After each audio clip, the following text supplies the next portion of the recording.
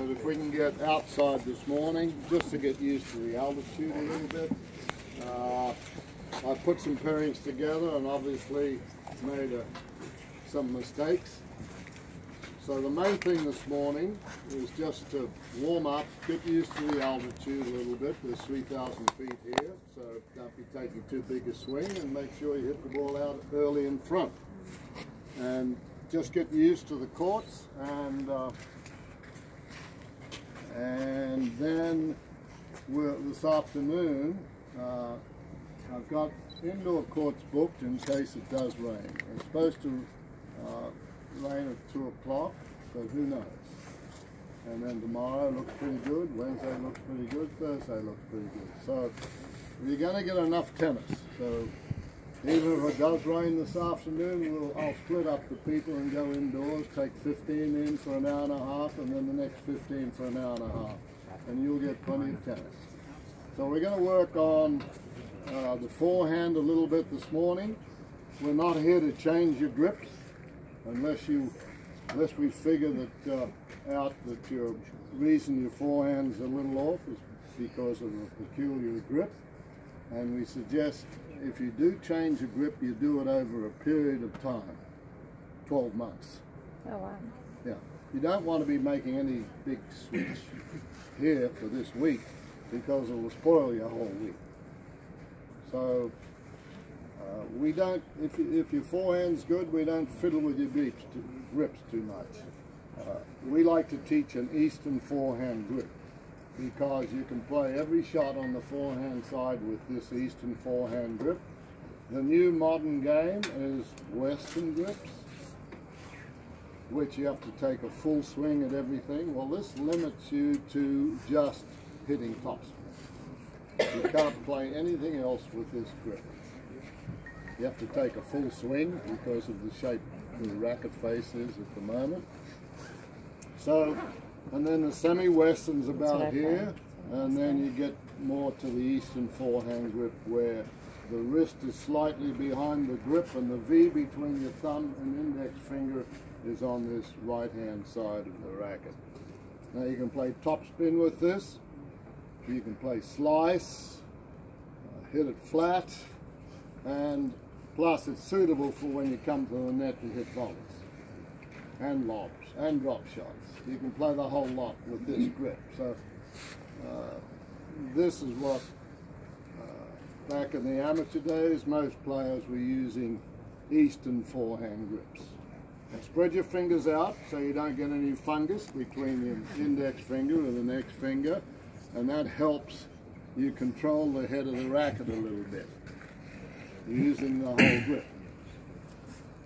Now the main problem with most people is that very late in getting the racket back. And I just noticed a few people when they're hitting here today, they take the racket back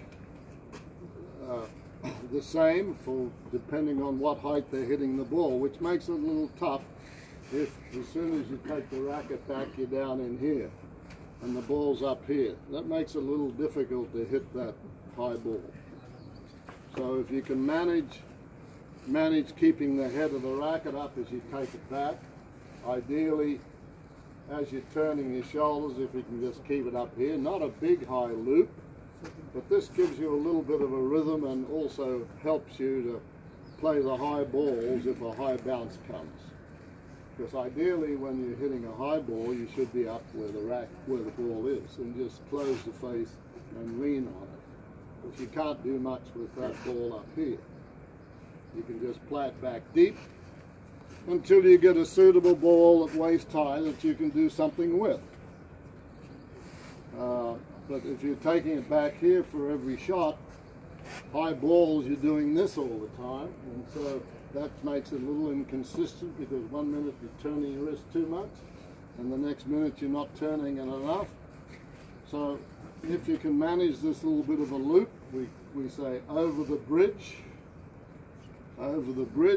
elbow in, not too far away from your body, and through the tunnel. This is through the hitting area. This is just to get racket head speed to the contact, which should be level with your front side or here. which is fine. This is too late. And ideally, every time, if you can use your feet, we do a lot of work on footwork. Now, there's no footwork today because everybody is hitting the ball, jumping off the ground. They're always this far off the ground with Western grips, opening the face of the racket and ripping the head of the racket through. They have to do that mostly to keep the ball in. They can't block it. They have to take a full swing even on a hard first serve. So if you've learnt that right when you're 5 years of age all the way through, then you might be able to handle it. But it's tough to learn that if you're not young enough to start with it. And I think all of us don't have that much time left to do all of that.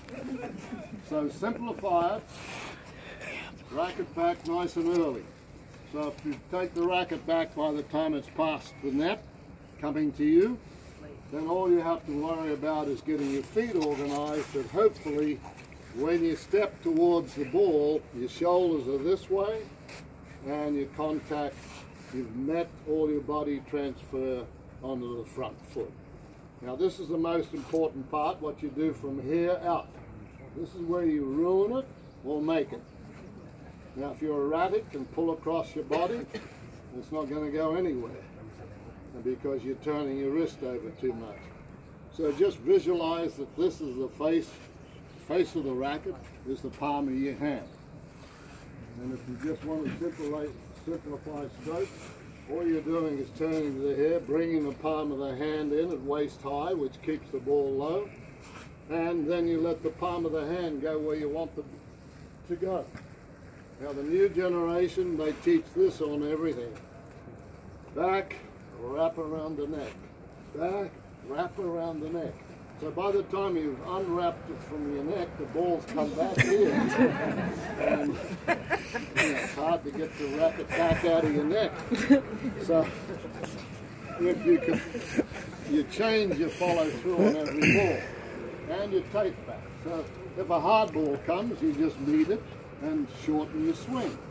Use the pace that's been given to you. You don't have to do this every time and this, so that ball's beating you all the time. So simplify it, early take back, and I always like to think about if you're hitting the ball fairly flat or a slice. Flat one is when you're meeting the ball with a flat face. Slice, you open the face of the racket slightly and run through with the head of the racket with the slice. Just think of every time, say to yourself, when you're ready to swing, okay, idiot, just go from one side of your body to the other and barely touch the ball during the process. And get a good tempo. That's the most important thing if you're not doing all of this. If you're hitting a fairly flattened slice or slight top, which just gives you a little bit of top, like closing the face a little bit, that gives you enough control. Just get that tempo down. Smooth. Matia, I always talk about him because his footwork is so good and everything looked like it belonged, not running over the ball like this and then doing this. Just 1, 2, 3 towards the ball. Getting your feet going. So use your feet. You don't need a big step at the last. Do some little, even if the ball's here, you're doing this. 1, 2, 3 towards the ball. Not just turning one big step and then trying to hit because you'll misjudge the footwork. So we do a lot of work on footwork. So let's see how we go warming up. There's a lot of balls on the court, so when you're rallying and the pro is hitting with somebody, tell them, ball behind you. Right. We've had people come here and run back, tread on a ball, and they're in a cast for the rest of the week. So take it easy the first morning.